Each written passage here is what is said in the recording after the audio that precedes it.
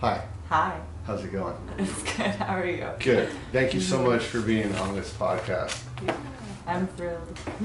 Really excited to talk to you about your journey with food, your plans for the near future, what you have cooking, and some of your background, like how you got so interested in food, your relationship with food, and A windy journey. we're going to take some twists and turns along this path. We're going to get to the bottom of Teddy Danielson and taking pure joy. So let's start there. Okay. Taking pure joy. This is the name of your business. Mm-hmm. And tell me how did you get to that name? So, I 1 year ago recovered from a 9-year battle with anorexia. And when I was in treatment a year ago, my anniversary is August 13th, by the way. Oh, wow. I was starting to write and blog about my experience with recovery. I was never brave enough to publish the blog, but it served me endlessly. When I got out, and a few months later, when I sort of got the ball rolling with Taking Pure Joy, I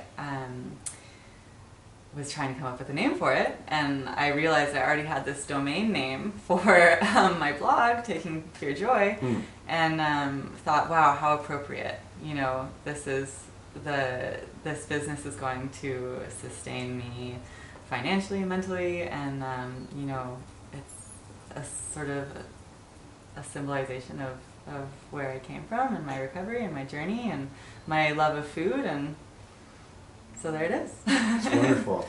Mm-hmm. Love it. So we're gonna dig into all of this, but just maybe as an entry point, tell me a little bit about the process of writing that you were doing on this blog. Like, how did that work for you? Yeah. What were you doing with that? Well, it started because one of my counselors in treatment gave me a writing assignment, and my fingers were getting sore from writing in my journal so much. So I said, "Gosh, I'm just gonna do this on the computer."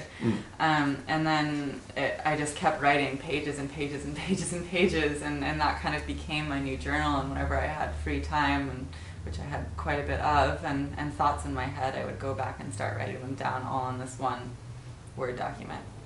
And then, at a certain point, I kind of decided to put it in blog form. And also, my intention was to publish the blog because I really feel like eating disorders aren't talked about enough. And I would have loved to, as someone who was going through recovery, read someone else's thoughts who had Sure. gone through it or who was going through it, because it would have been a huge help to me. So my intention was to publish to sort of aid the community, but I...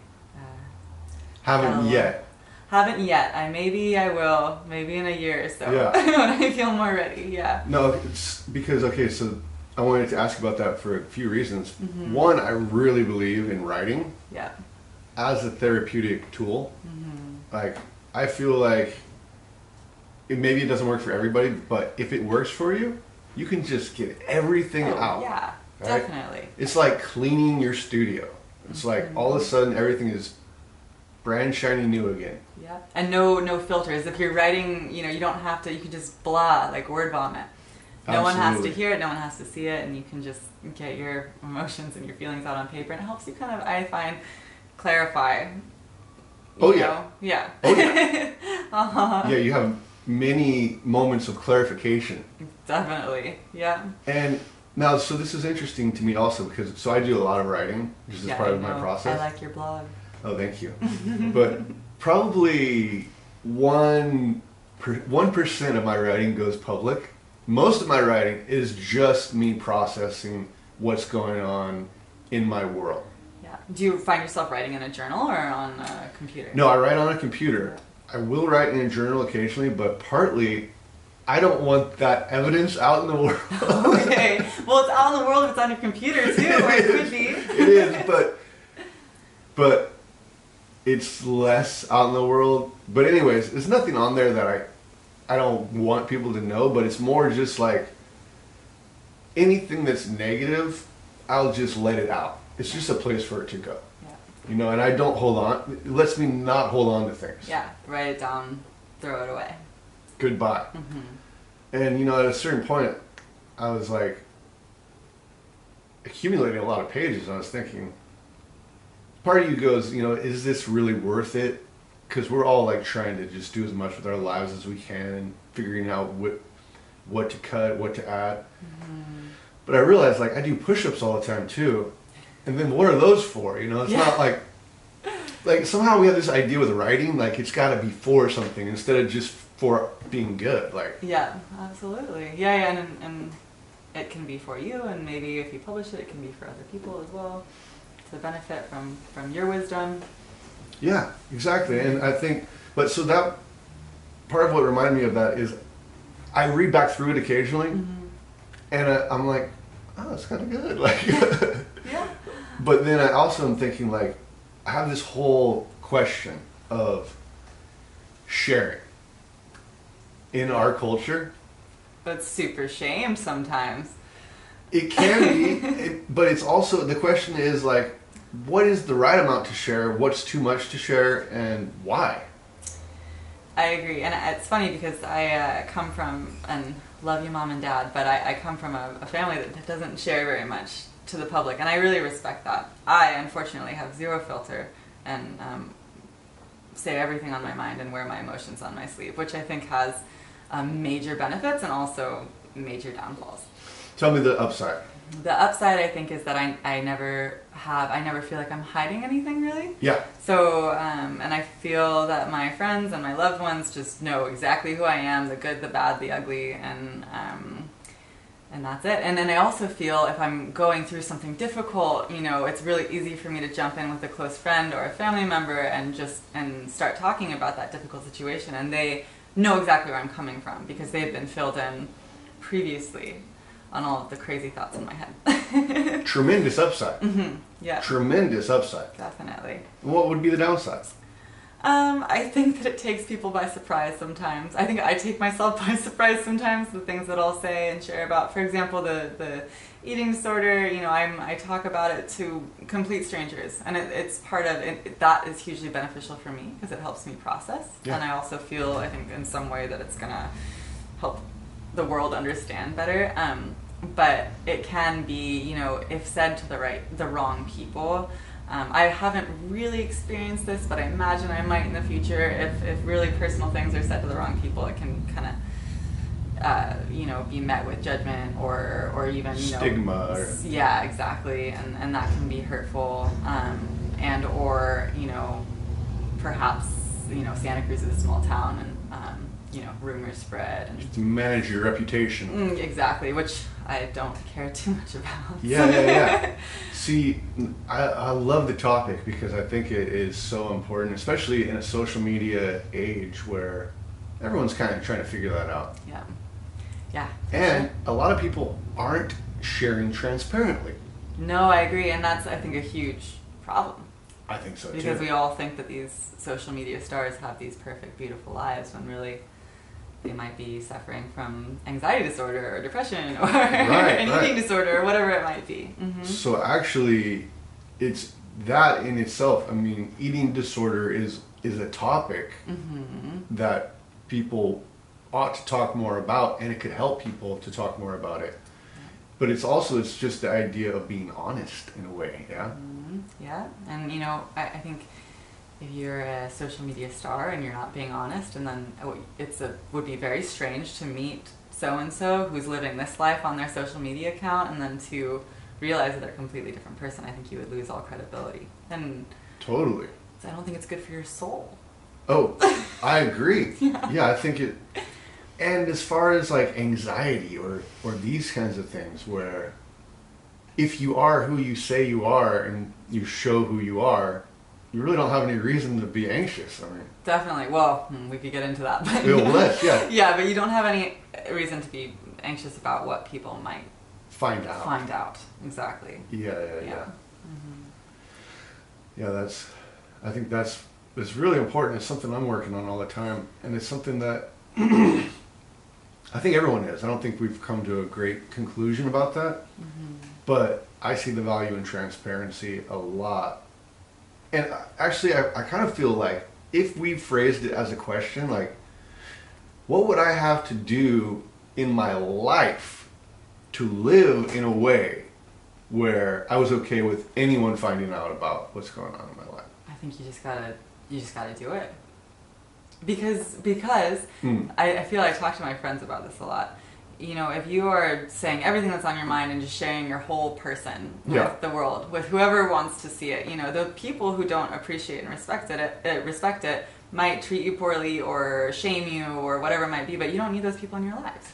Boom. So why does it matter? Boom. I love it. So it's not about changing your life to be comfortable sharing it. It's about just being comfortable sharing it. And then knowing you're going to attract the right people. And yeah, and also just being comfortable with rejection and knowing that like when someone is rejecting you, it usually isn't you. It's more kind of you're just not the right match for each other. You know, in any situation, friendships, romance. Yeah. For sure. Yeah. That's. I mean, rejection. As a creative person, you just have to deal with that. Yeah. If someone doesn't like my cookies, I know that a lot of people like my cookies, so they can go and, you know. Yeah. You don't need everyone to like them. Yeah. Okay. Yeah, those cookies are amazing too. Okay, so that's where the name comes from. And what about, let's talk a little bit about how you got into food in the first place and how your relationship with food sort of evolved. Developed? Yeah, for sure. Well, so when I was 15, 16 years old, someone very dear to me got quite sick.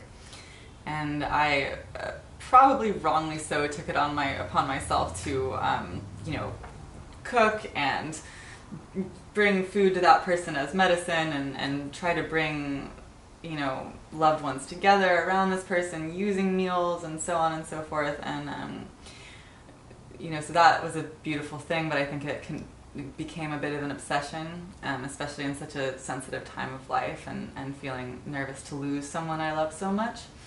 And on top of that, I, during that time when I was about 16, got quite ill with an illness that went undiagnosed for about 8 months and lost a lot of weight. And during this time I was obsessing about food but didn't really have an appetite. And then I went, you know, all of a sudden from being a top athlete, I was a water polo player, you know, big, strong, to losing all this weight, not being able to exercise because of this illness. And then by the time I was given antibiotics and they had diagnosed and cured me, I kind of liked the way it felt to lose weight, and I just didn't hop back on the food train.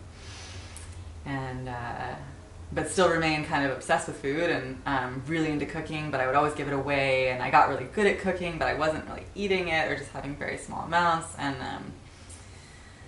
yeah, so that all happened. And then slowly I started to exercise again, and I was a swimmer, and you know, the food kept dropping, the exercise kept increasing, and Gotcha. in college it became really isolating.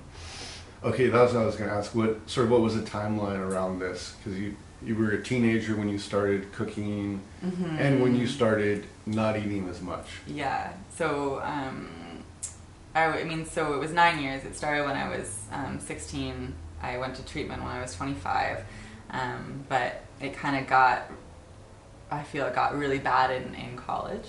Okay. Am I answering your question? Yeah. Timeline? No, exactly. It got really, like, high school, it was kind of, I was lying a lot about it, and it was going pretty unnoticed. My family and friends kind of noticed, but didn't really speak up about it. And in college, you know, I was out on my own and just started, isolating. And, you know, it became really easy to focus on school. I was in a psychology program at Mills College, and not focus on eating. And that kind of spiraled. And towards the end of college, I was kind of beating myself up about this and thinking, gosh, I don't really have any friends. I don't really have, like, you know, I don't really go out. I'm not really living a full life, and I'm just, this eating disorder is taking over my life. So I know I love to cook. I know I love to experiment with tastes and different ingredients, and I thought, gosh, I'm going to go to cooking school, and I'm going to do it in Italy. I'm going to go far away, I'm going to break this whole pattern, and I'm going to just focus on cooking, and I'm going to eat that food, and that's going to get me better. It didn't really work. Yeah. I was in Italy for about a year, and went to an awesome culinary school. Very small. I was actually really lucky in being one of the only students that they had the entire time, and it was beautiful, but didn't help. Didn't help with you getting the food, but it helped with with what I'm doing now, for sure. Yes. What kinds of stuff were you learning there? Like traditional Italian cuisine? Or? Traditional Italian cuisine. So a lot of pasta. You know, and that's kind of but not all pasta. You know, we did a lot of fresh homemade pasta, and that's one of the things that I really like to offer as an option for cooking classes that I teach now, because it's really fun and interactive and hands-on. But also, you know, people think that Italians only eat pizza and pasta and gelato. Not true. I made some beautiful meat dishes, seafood dishes. It was something new every day. And I want to say my favorite dish it's translated into fish in crazy water, and it was a bunch of different seafood, and you basically reduce water with salt in it, so it's like a seawater. And traditionally it was cooked in seawater, and you cook a fish, and it's beautiful and simple. That sounds great. Yeah, but all sorts of things. yeah. That's awesome. Also took a pastry class there. Sorry. No, there was 3 months of pastry. 3 months of pastry. Yeah. And what would you say are your strengths in the kitchen now? Like how would you describe your style of cooking? Well, I don't ever look at cookbooks or recipes. I'll browse recipes and get ideas, and then I kind of just go for it. And I think that's like a huge sign of someone who's finally learned how to cook. And I remember, you know, the transition period where I realized I wasn't having to look at recipes anymore. So, you know, that's kind of one of my strengths, I would say, is like really understanding how flavors go together and what's going to work. I really like working with ingredients that are in season and getting inspired when I go to the grocery store. You know, obviously I'm quite good at making pasta and flatbreads, but, you know, the other week I did a dinner for 8, and it was a short rib, you know, and it was like prepared in a classically French way.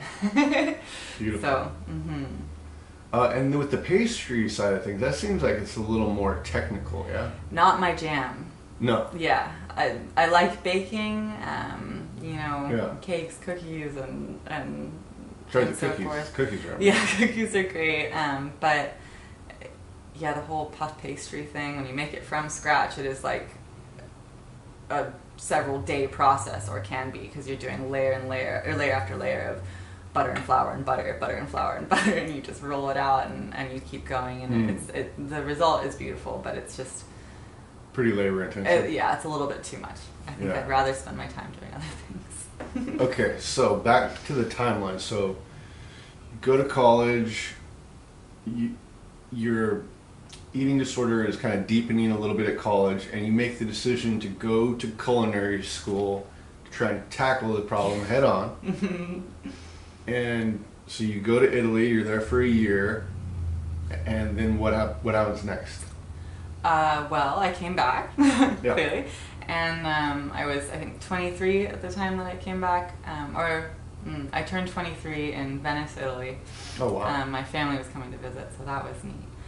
But I returned shortly after and got a job managing a restaurant. I went in to be a hostess because I didn't think I could. I just wanted to be around restaurants and food and see what I could do in that arena. And 3 days later, I was promoted to manager. Oh, wow. Which was a tricky thing at 23, because especially so new to the restaurant. There were, you know, tons of people who had been there for years, and I was all of a sudden this young girl. Rose the rank fast. Yeah, and it didn't, in my opinion, it didn't go so well. Yeah. What do you think? It was just hard for people to take your management because they had more experience than you? I think so. And I think that I didn't feel totally qualified either. You were super confident about the task because it was new. Yeah, exactly. Yeah. And my, you know, skill set was really more, I've always been great with people, so I felt like I had that. But, you know, I was my skill set was in the kitchen, not on a restaurant floor. Managing people, yeah. Yeah, it was a lot of stress. Okay. And so that caused you to step back from restaurants a little bit? I stepped back, and with them, I stepped back from that role and started doing event management for them, and then went into, that kind of turned into more, I don't quite remember how that happened, but I started doing some marketing and social media marketing, and then I started doing that as my main gig, was social media marketing for various companies. I left the restaurant and was doing freelance work, and then at a certain point I got so sick that I had to kind of stop working. Not entirely, but I was just slowly waning. And what did that, how did that show itself? The being too sick, like what did that? Just zero energy, chronic fatigue, zero patience. So working with people was really rough. Yeah. Like short tempered, tired. For sure. Yeah, definitely snappy. I was always great with friends and people I knew, but with, I think my mom most of all got the snappy temper. Gotcha. Yeah. And so then you decided to seek treatment. Yes. I did have a stint, I started cooking for my parents, actually doing sort of meal prep because they were looking to transition into a healthier lifestyle. So while I was doing social media marketing, I was also doing meal prep and delivery for them. And then I think one of their friends hopped on board with that. So I had a small side business going there, but it definitely wasn't enough to pay the bills. But it kind of just set something off in my mind, thinking, okay, maybe I could do this. But yes, eventually I got so sick that I put myself in treatment.